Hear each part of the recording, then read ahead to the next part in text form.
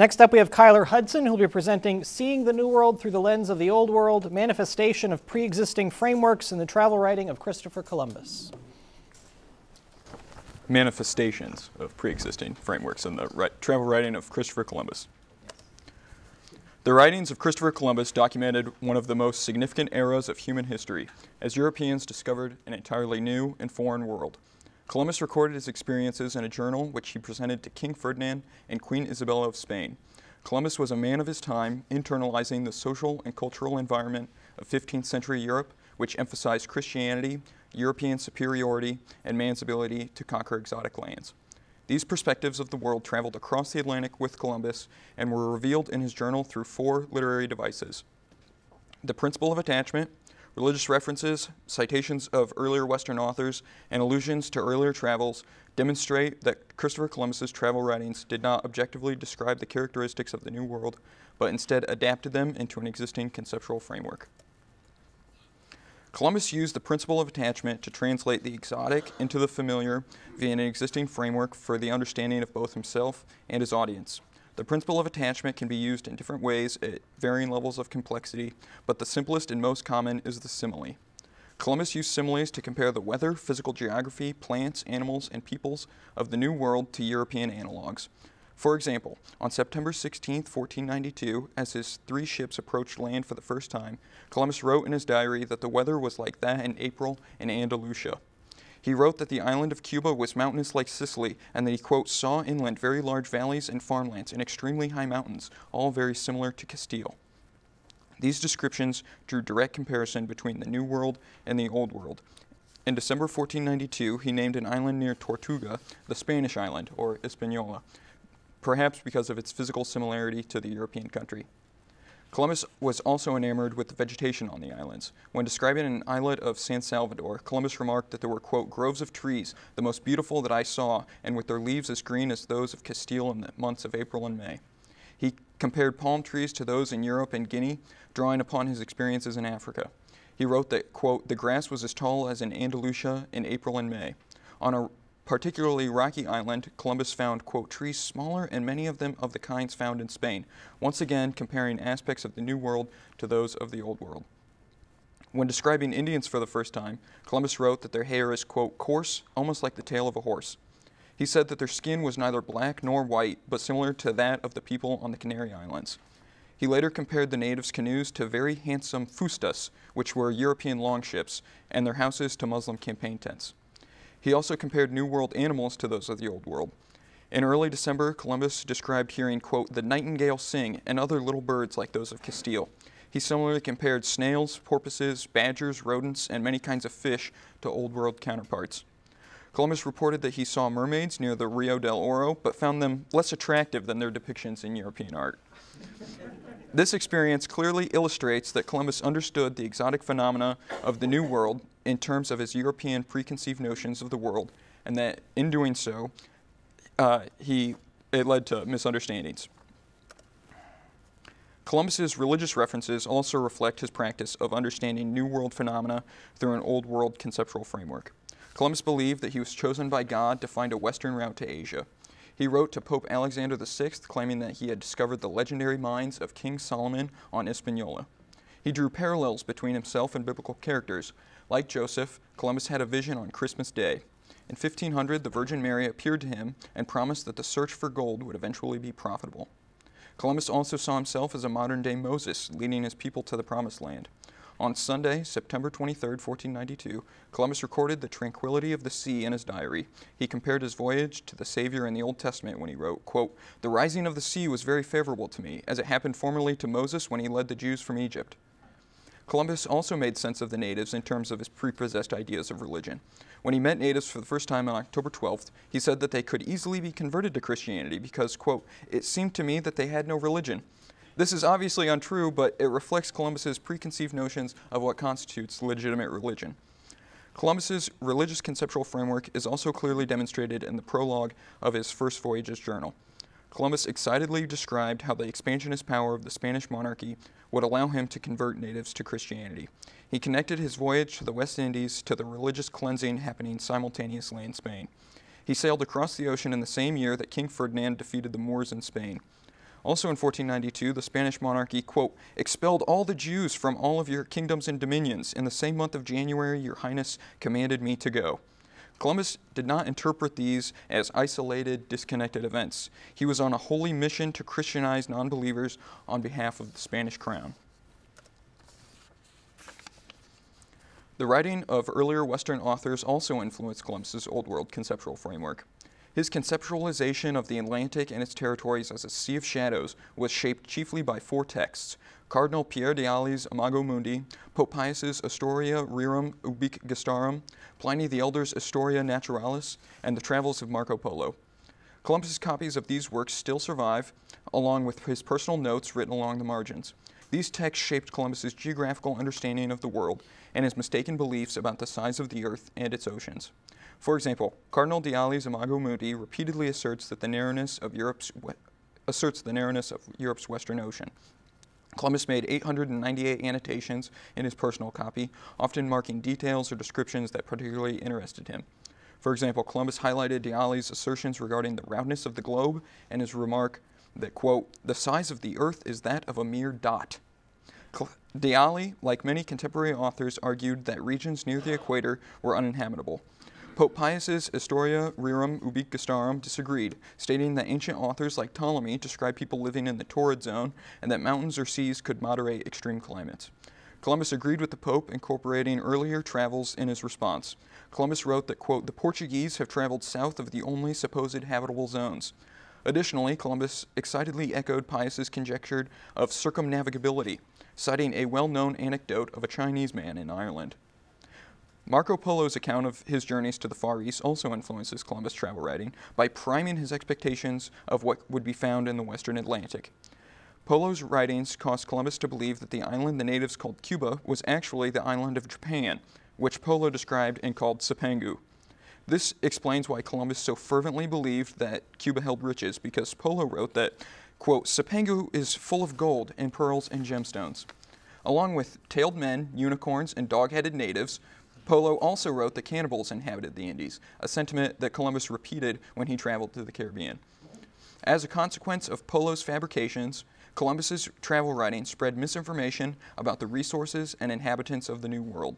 Like Polo, Pliny the Elder stated that the islands off the coast of India are, quote, rich in gold, silver, pearls, and precious stones, just as Columbus reiterated in his diary entries. In his copy of Historia Naturalis, Columbus also noted that he was interested in the length of a sea voyage to India. Columbus's annotation compares the amber that he had dug out in Hispaniola to the Indian amber described by Pliny the Elder. These and other comparisons reinforce Columbus's erroneous belief that he had traveled to India and not a new continent. Earlier journeys by Columbus and his contemporary sailors also influenced his worldview, which he took with him across the Atlantic. Columbus combined his personal experiences in Africa and Atlantic islands with stories of Asia into a gradually developing design to explain the world. While in Lisbon, Columbus may have read of Scandinavian expeditions through the North Atlantic. The most significant of these voyages were the Pinning Pothorst and Sculp expeditions of the 1470s, which were chartered by the Portuguese government to find a western passage to Asia. Accounts of these voyages may have bolstered Columbus's belief that a trip westward to the Indies was possible. Columbus sailed for Portugal for a decade between the mid-1470s and 1485, traveling to Africa and several Atlantic islands. He traveled to the Gold Coast in West Africa sometime between 1482 and 1484. This experience may have influenced Columbus's steadfast belief that he would find gold on the undiscovered islands of the Atlantic, just as the Portuguese had done in West Africa. During his first voyage, Columbus frequently compared people and products of the Indies with those of Guinea, demonstrating his transfer of Old World experiences to the New World. When the Indians came to Columbus's ships offshore, he used the term almadias to describe their boats, the same word that the Spanish used to refer to West African boats. This demonstrates Columbus's practice of using his existing conceptual framework to describe novel experiences. When reporting on the cleanliness of the water on the discovered islands, Columbus recalled his previous travels to Africa by writing that there was, quote, an abundance of good and healthful water, not like the rivers of Guinea, which are all pestilential. Columbus also incorporated his earlier travels in Europe into his travel writing. When looking for gold near a river, Columbus quote, remembered that in the Tagus River, in its lower part near the sea, gold is found. He assumed that his experiences and knowledge of European rivers would be translated accurately to the New World. Columbus's importation of a pre-existing conceptual framework into the New World is demonstrated in his travel writing through the principle of attachment, biblical references, citations of previous authors, and allusions to earlier travels. His attempt to express his experiences in terms of the known is perhaps best exemplified by his adamant belief that he had not discovered a new continent, but instead found a new way to get to the recognized territory of Asia. As a consequence of comparing exotic plants, animals, and people to those he was familiar with, Columbus often made incorrect assumptions about the New World. He was not consciously deceiving his readers, but merely making sense of novel phenomena using personal experiences, well-known literature, and familiar places and objects. Columbus truly believed, as he wrote in his diary, that, quote, God is my witness that I have not exceeded by one tittle the bounds of truth. Regardless of his claims otherwise, Columbus's implementation of a pre-existing framework led to erroneous observations and conclusions in his travel writing. The literary devices found in Columbus's writings demonstrate that, despite his beliefs to the contrary, he was not approaching his exploration in a systematic, objective manner, but instead incorporating previous ideas which colored his perception.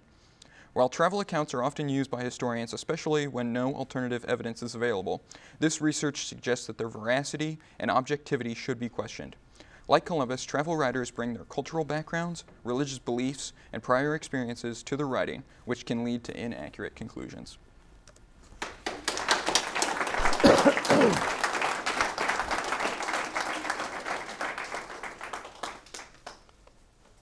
Thank you, Kyler.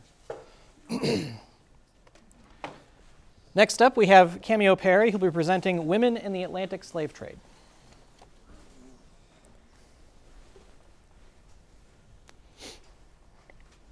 Hello. So, understanding that historians have had to continuously re-examine and reinterpret history, and often rewrite it to make women visible in a historical context, fosters the need to develop a more thorough understanding of the Atlantic slave trade from the perspective of enslaved women in Africa and in the Americas. Though the Atlantic slave trade dramatically altered the demographic makeup, culture, and economy of the New World, there was an overall shortage of necessary primary sources in my attempt to gain a basic understanding of a woman's role in the Atlantic slave trade. So, while women slaves may not have had such historical traction as their male counterparts, they had important roles to play. In reality, the lack of resources solidified my opinion that a study of a woman's experience in the slave trade was important, as their experience has been unjustifiably dismissed as of little importance in history until recently. So I'm grateful that I've had this opportunity to pursue this topic, as the vital role of women in the slave trade has too often been overlooked or ignored. So, to understand the impact that women had in the Atlantic slave trade, I will be discussing the disproportionate ratio of men and women sold into slavery and the effect it had in African and colonial slave life, the general life of African women and their specific gender roles in their enslavement, and finally, the roles of women who rebelled, rose from slavery, and took on other roles in the New World. So, a disproportionate ratio of men and women were sold into slavery, with real lasting effects on the African population, as well as the slave labor in the colonies of the Americas. When sugarcane in the West Indies became profitable in the 17th century, there was a dramatic expansion of the Caribbean slave trade, including the importation of African women. Women slaves were deemed to be invaluable to the success of the slave community in the West Indies, but were not valued above any other slaves. West African women used to arrive on a weekly basis in every European colony of the Caribbean and the Americas to be sold mainly as field workers and treated worse than cattle. Though enslaved women were recognized as important constants of slave communities, women made up only 38% of slaves shipped to the New World.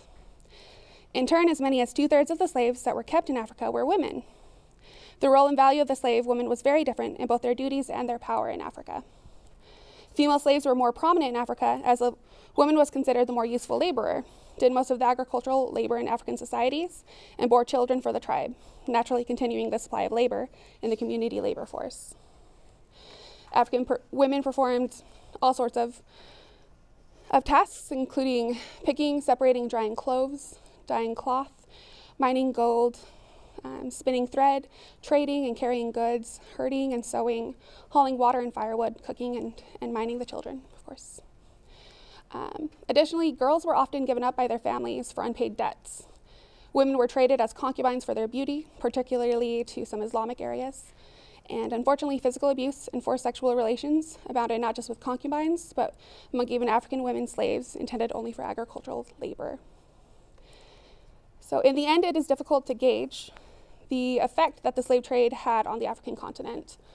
There was the idea that eternal Africa would be able to remain unaffected, while others ardently claimed that slavery and the slave trade was devastating to African society. The real difficulty of measuring slavery's effect on Africa came from the lack of documentation of African customs and the lack of knowledge of African culture, often brought about by cultural differences between the colonizing Europeans and Africans. The loss of young adult African males to the Atlantic colonies transformed African society and population structures.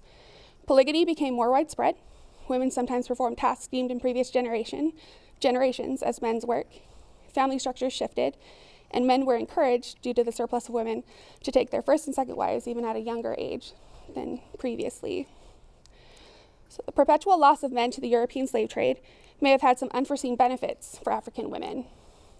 Some African slave women became slave owners, using slaves to help in their more menial domestic tasks so they could focus on more profitable endeavors. Some women entered into woman marriages, where the woman entered into a social arrangement with another woman to become recognized as her husband, who also would bear the wife children, and through a person that the wife would choose. And the practice served to allow the woman to earn the profits produced by their wives and have their own de facto patrilineage. Considering the life of enslaved women in the New World, we have to remember that African slave women in the Atlantic world consisted mainly of the dual burden of being both a slave woman of hard labor in the plantation economy, combined with childbearing and household production in the slave community. They were often stereotyped as Amazons, which led to belief among many whites that Black women could work tirelessly and be more productive than men, have many children, and even have mystical powers. Despite this stereotype, physical and sexual abuse was rampant, like in Africa, such as in the West Indies, where African slaves were expected to provide sexual function, and it was a commonality of relationships between Black women and white men in the Caribbean as a whole. However, most of these relationships were forced on the women by the white man, with rejection leading to severe punishment. On the other hand, slave women protected African culture traditions, including religion, medicine, language, song, and music. Women in the Caribbean played important roles in religious ceremonies. Older women told folklore and prepared medicines and held roles as priestesses, healers, seers, and herbalists. Female power was so great within the slave community that female slaves often exhibited an aversion to Christianity because they had little to gain from a doctrine that emphasized female inferiority and subordination. Women slaves were often the backbone of their family and their greater slave community, and they are credited with the ability of Africans to survive their enslavement with some modicum of dignity while maintaining unique African culture and societal norms. Among slaves, the housewife did not exist. From the age of 4, slave girls as well as boys worked on the estate where they were placed. By the late 18th century and early 19th century, women outnumbered men in the fields because of their lower mortality rates. Slavery abolished any real social distribution between men and women. The woman was expected to work just as hard. She was then decently exposed and was punished just as severely as her male counterparts. In the eyes of the master, she was equal to the man if her strength was the same as his. She was just another slave. In this illustration shown here, a young woman and her child are shown being sold on the auction block. A reminder that no matter what respect a slave woman might have, she was still a slave, allowed to live at the whims of European white men. Slaves were often sold while standing naked, sometimes directly from the ship that transported them from the Middle Passage from across the Atlantic from the African coast. They chose them as they do horses in a market. The strongest and most beautiful yielded the greatest prices. 30 pounds sterling is the price for the best man, where 25, 26, or 27 pounds for a woman. Often owners made no distinction between their livestock and their slaves, freely trading hogs for slave women. Okay. One of the most prominent primary sources comes from Mary Prince, who was the first woman to publish an account of her life as a slave. The History of Mary Prince, a West Indian Slave, written by herself, was published by the Anti-Slavery Society in 1831 and provides a rare glimpse into the life of a female slave and provides exacting detail of the brutal treatment that Prince experienced as a slave in the West Indies. Talking of her life as a slave, Mary Prince described how her masters would strip her naked to hang her up by the wrists and lay her flesh open with a cowskin whip, which was an ordinary punishment for even a slightest offense. Prince further lamented her slave experience. She said, "Oh, the horrors of slavery, how the thought of it pains my heart. But the truth ought to be told of it, and what my eyes have seen, I think it is my duty to relate. For few people know what slavery is. I have been a slave. I have felt what a slave feels, and I know what a slave knows. And I would have all the good people know it too, that they may break our chains and set us free." In many instances, women slaves found ways to rebel against their masters through passive and aggressive actions. In the West Indies, women consciously avoided having children to save them from being put into slavery themselves. Non-cooperation efforts included finding ways to damage crops, refusing to work, and even involving themselves in rebellions and uprisings, up to and including poisoning and murdering their masters. Though women slaves acted under the constant threat of various punishments from their masters, Europeans considered women slaves to be a bigger and more consistent threat in the Caribbean than the male slaves. A more nonviolent means of rebellion for women slaves was through language and song traditions, such as the use of the Creole language, which was rich in nuances and satire.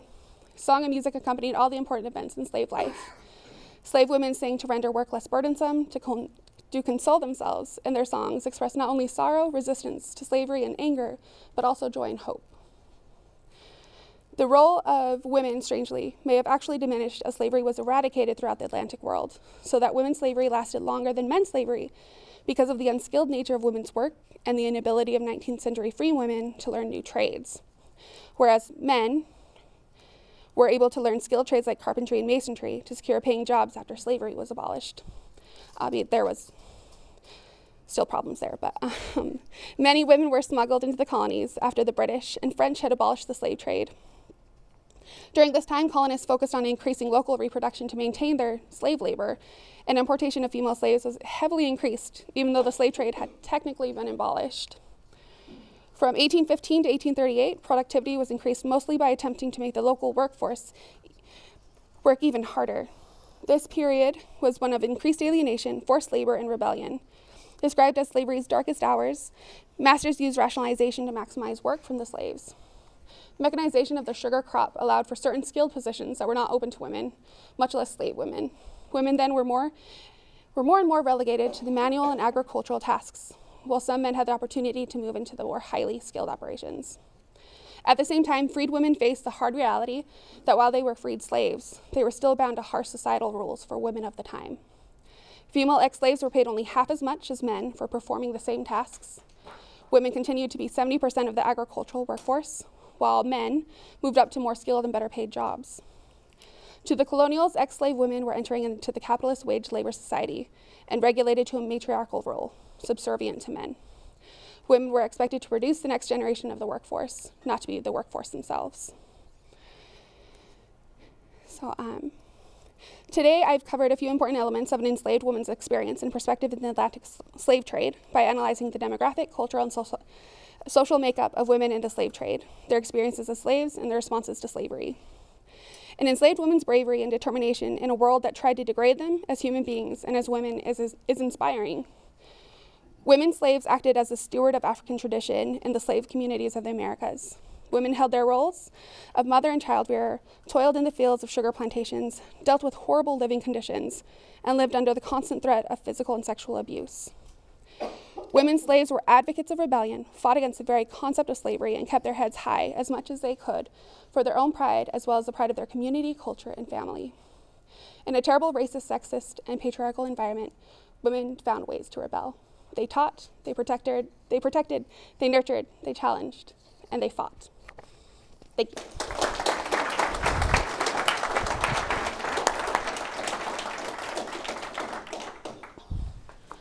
Thank you. And our final presenter for this panel will be Isaiah Hurtado, who will present Evolution of Frank Tannenbaum's Views on the Economic Progress of Mexico Following the Revolution.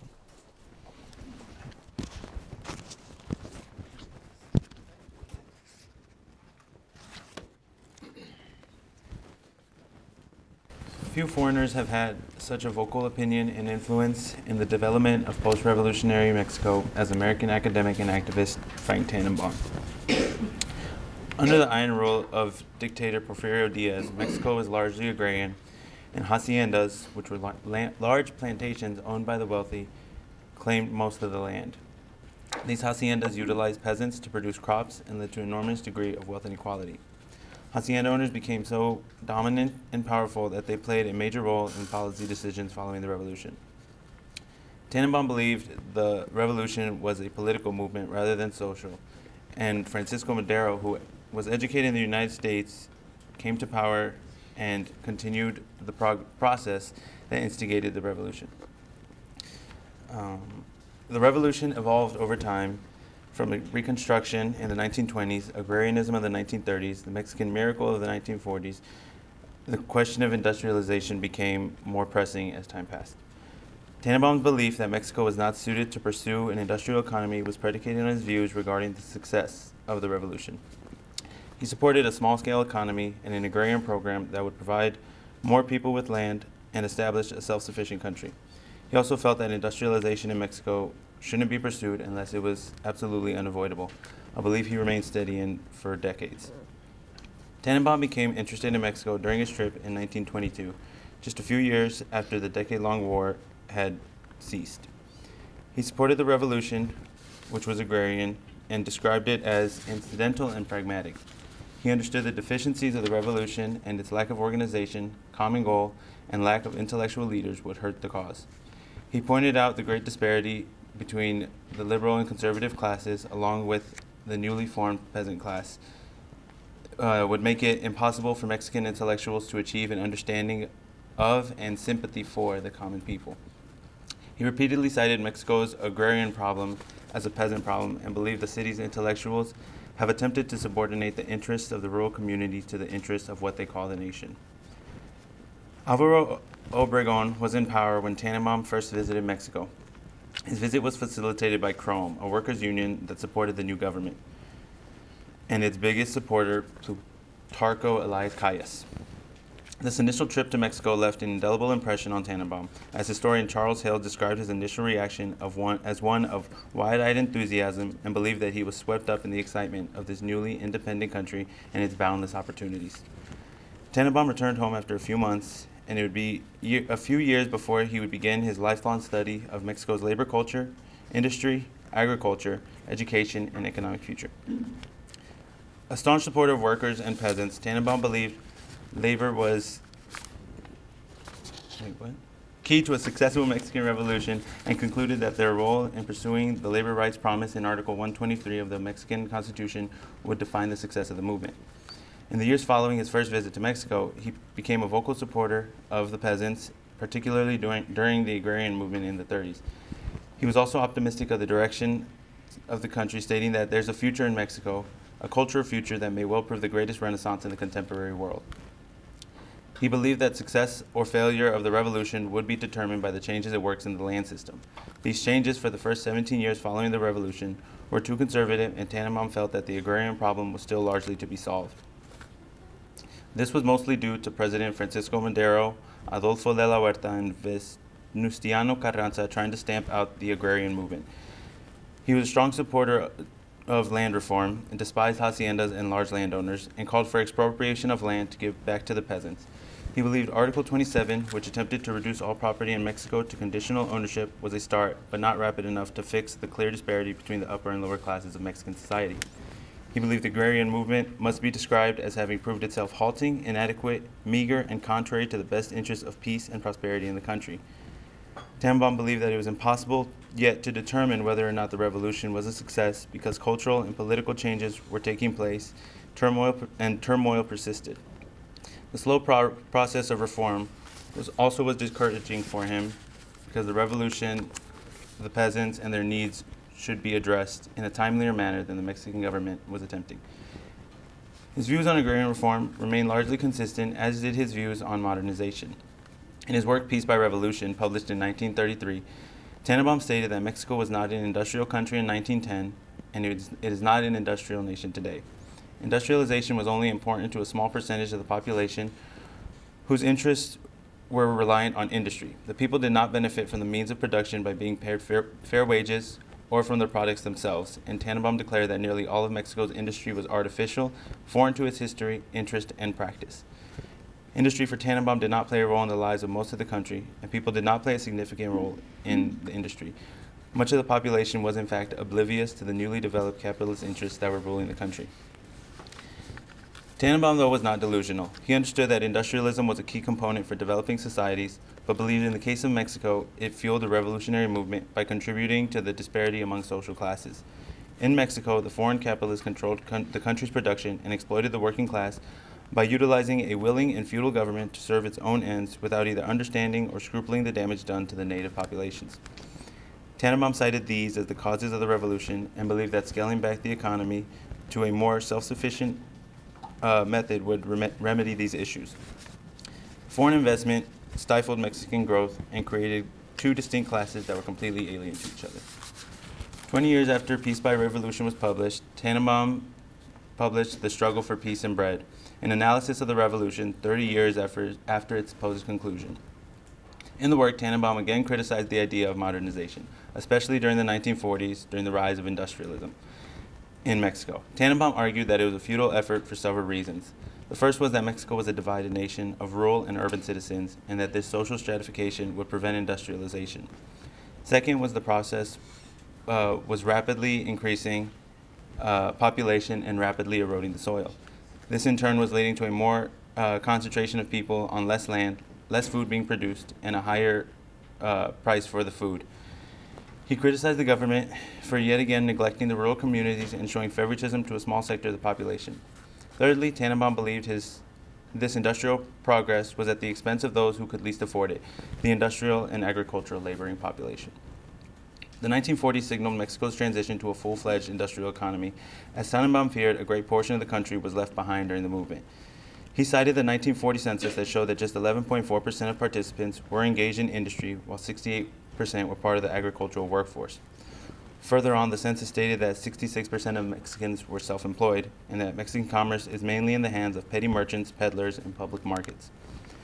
While Tannenbaum didn't believe Mexico was suited for the industrial economy, he did mention that if Mexico could create a sufficient export to pay for its imports, then it would be able to meet requirements of the Mexican economy.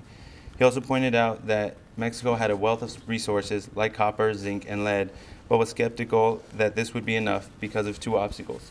The first was that it was unsatisfactory for general uses and that it was located nearly 600 miles from the industrial center where it was used. Mexico had the minerals, but it didn't have the suitable labor force to take advantage of these minerals, and the culture of the country did not embrace transition to a modern economy. Tannenbaum went on to criticize the massive costs associated with modernization by stating that the proposed program of large-scale investment for capital equipment as a basis for the growth of an industrial society can be achieved only by assuming a burden of cost greater than the country can support. Not only was modernization detrimental to a large portion of the society, but it was far too costly for Mexico to pursue and was destroying the land that was needed to maintain the agrarian economy. He urged Mexico to turn to countries like Switzerland rather than the United States to find a way out on a local, parochial basis of thousands of little communities. Tannenbaum believed Mexico would find far more success in an agrarian economy of little things than in a full, modern, industrialized economy. While Tannenbaum supported agriculture and agrarianism in Mexico and across Latin America, he saw Cuba as an outlier and a danger to the program he wanted Mexico to pursue. Tannenbaum did not find the Cuban Revolution to be an example for other Latin American nations to follow. He believed that Cuba was a commercial economy and industrial, whereas Mexico was a subsistence economy. He believed that Cuba's model of seizing foreign properties after the revolution created rancor and resentment towards the new government, which would stall any potential industrialization. Revolutions in agricultural societies help provide parity among the people, but for Tannenbaum, the idea of a revolution in industrial society is simply not a viable means for change in monetary, commercial, and industrial societies. The Mexican Revolution was successful because it was realistic for Tannenbaum, but the Cuban Revolution was far too idealistic to be a model to follow. The Cuban model only worked in Cuba and did not establish a template for other Latin American countries. The Cuban problem was, according to Tannenbaum, not agrarian, but an urban and rural poverty and an unemployment problem. In this article written in 1961, Tannenbaum seemed to consider the revolution still a work in progress, and though it achieved some success, such as increased social mobility and a growing middle class, he highlighted the birth rate and lack of sufficient resources being produced to meet the needs of the growing population as areas in need of improvement. His view shifted slightly during this time, and he seemed to concede to the idea of modernization as a potential remedy for these issues. He recognized that industrialism was inevitable and appreciated Latin American nationalism, which was a driving force in the industrial movement. He accepted the outcome, likely due to fear of another Cuba if Latin America's nationalism wasn't respected. Tannenbaum was the preeminent scholar on Mexico following its revolution and subsequent construction as a country. He urged the country to pursue an economy based on agriculture and agrarian reform, as he believed the causes of the revolution stemmed from social inequality. Over time, as Mexico became more modern and moved towards industrialization, he began to support the Alliance for Progress and believed that the United States had a role to play in the modernization of its sister countries in Latin America. His views shifted from the belief that Mexico should be a self-serving economy of small communities to one that, if it intended to pursue modernization, needed the help of industrial nations like the U.S. He also believed that the Mexican Revolution was largely a success and established a democratic political system, social mobility, and a more egalitarian society that included Native Americans. Tannenbaum's views were largely consistent and shifted only when it became clear that Mexico would pursue an industrialized economy.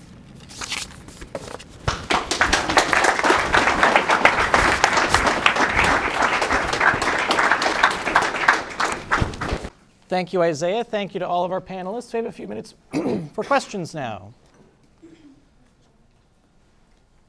we have any questions from the audience? Dr. Levere. Okay, I'm going to try to ask a question that all of you can maybe touch on a little bit. I think, a greater extent for some of you, but for everybody on the panel, you're looking at this idea of the kind of Western frame of reference, right? I know three of you kind of explicitly in your seminar are looking at that, but Cameo, I think you touched on that, especially with your reference to slave women being viewed as Amazons, which is a very Western frame of reference going back to the ancient Greeks talking about that idea.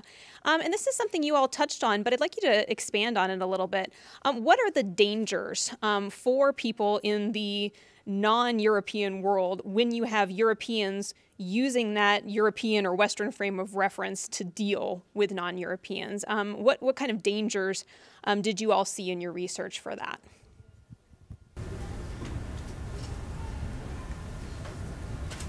Well, I can start off first. So one of the dangers that I noticed of that was possibility was that it gave motive to Europeans to come into Latin America and assert what they think was the correct way. Like the people in Latin America, they were getting marginalized just because they weren't held up to the European standard. And that was one of the dangers I noticed that. Yeah, like I mentioned in my presentation, one that comes to mind is Columbus's view of religion. So he wanted to impose Christianity on natives because the only way that he understood religion was Christianity. That was the only way that he had been exposed to it. And a point that was brought up in the senior seminar for one of the textbooks we had was the importance of having a diverse group of historians, right? So we don't just have white Americans looking at Latin American travel writing. We have Peruvians and Africans, and that diversity gives us a broader array to look at the history. So. Yeah, like you said, when I was looking for primary sources, there weren't many, especially from the women perspective, that were African that had really experienced the slave trade, and it was within the last 30 years maybe when people started actually researching this, women as slaves, and there is an extreme lack of that perspective, so it is a biased view of what I gave.